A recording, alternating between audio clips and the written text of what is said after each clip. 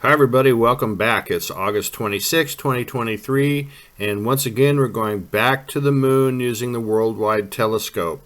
This time we're going to take a little bit of a look at some of the concentric lines, and actually this video sort of changed on its way to being produced. I did start out showing the concentric line, one of them, but I wanted to show a comparison of another area, and the other area was so interesting I decided to include it in. So anyway, right here in this picture you can see in the dark areas on the left, in the middle, and the right, this line cutting across. You may or may not be able to see it on your screen just because of the contrast. But in the white area on the right, you can also see the line. This is the area of the surface of the moon that has been obfuscated so heavily, and yet we can still see it a little bit there. Now these concentric lines this is just an example. Now these lines I think are much closer together, and I believe they cover the whole entire surface of the moon. But we can only see them on the north and south poles in the dark areas, and for the most part the other areas of the moon that are light are too obfuscated to see them.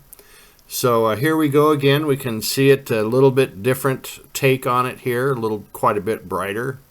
And this is really one of the strangest concentric lines. You know, Ben Pellom was the one who first introduced us to the telescope. He also introduced us to the concentric lines, and they are very strange, and they are all individual. They're very different one to the next. And some of the concentric lines that we've looked at recently were actually just buildings. You see this strange pattern, and of course when you zoom in very closely you can see that it was really just a pattern of buildings, nothing special really. But this concentric line on the other hand is very unique, and it doesn't look like just buildings like the other ones.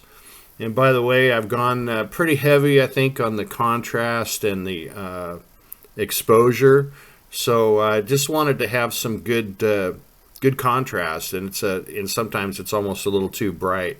So I've given us quite a bit of time to look at each picture because it sort of takes a moment or two for your eyes to be able to focus with some of this really bright stuff. Now in the bottom left hand corner of this picture you can see this white area, and this is a part of the surface area that is covered by obfuscation, and yet this appears to show, it looks a lot like buildings right there.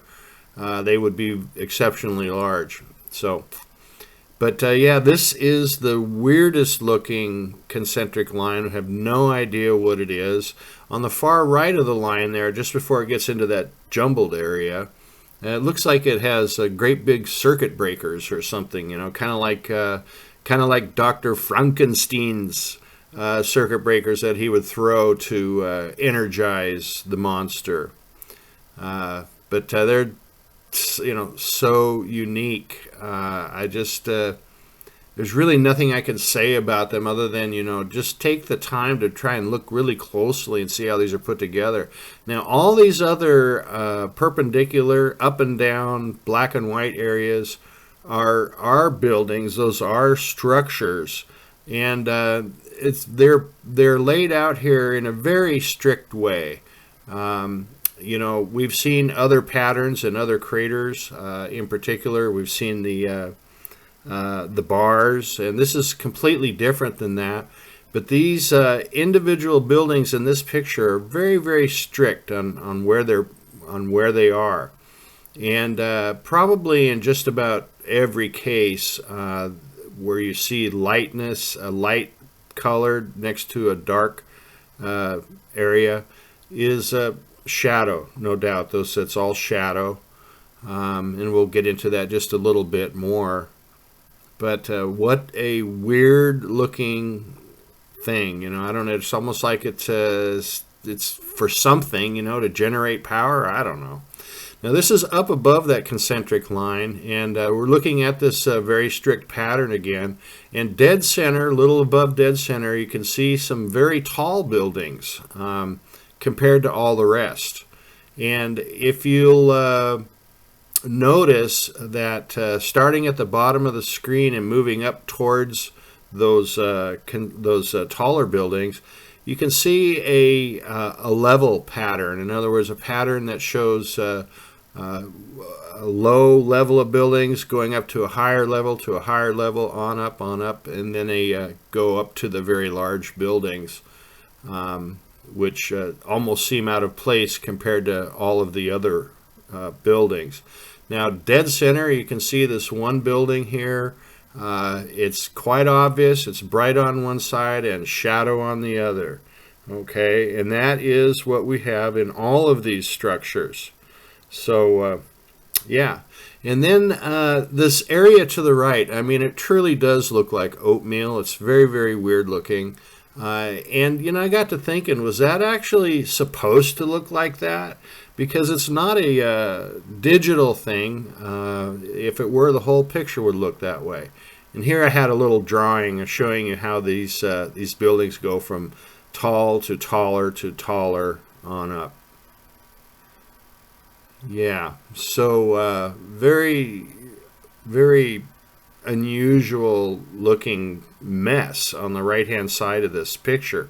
It just makes me think that it must be made to look like that, because why wouldn't the rest of the picture look like that? So I don't know. It's a very, very weird looking, though, I gotta say. And like I said, there's all these different patterns that we see in the craters or the dark areas, and some are similar, and this is similar to the one we just looked at. And actually, we've seen this before, and I was just going to show this as an example, but it was so interesting that I decided to take a little closer look. And so this is where where this video diverged a bit into this area. This area really deserves to take a closer look, and I'm planning on and looking even more closely very, very soon in this area. But you can see the same type of pattern, and what you're seeing is the white spots, the areas that look like checkerboards. The white spots are the tops of the buildings, and the black spots are the shadows in between the very closely positioned buildings. So yeah, and previously I had said that this area was made up of cylindrical buildings. And I was wrong. These aren't all cylindrical buildings.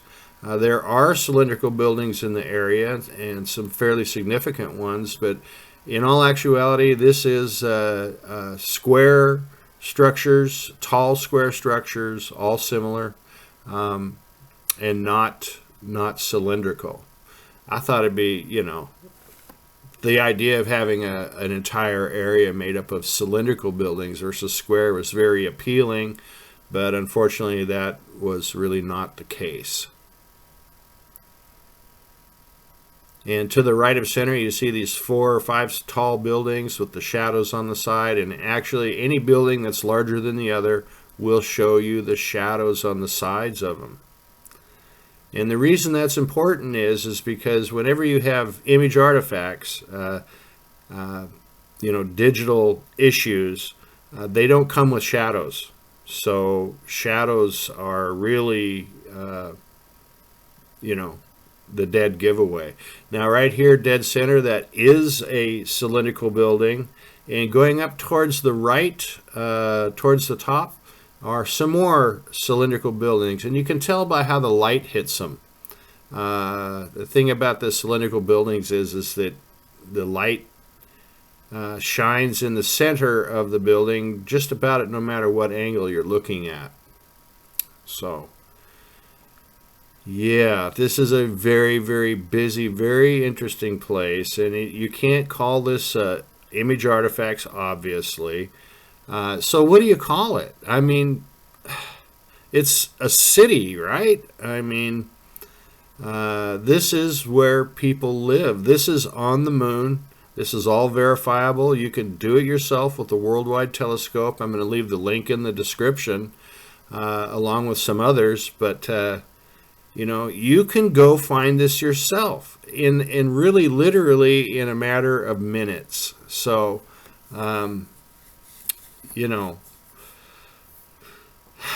what is it, right?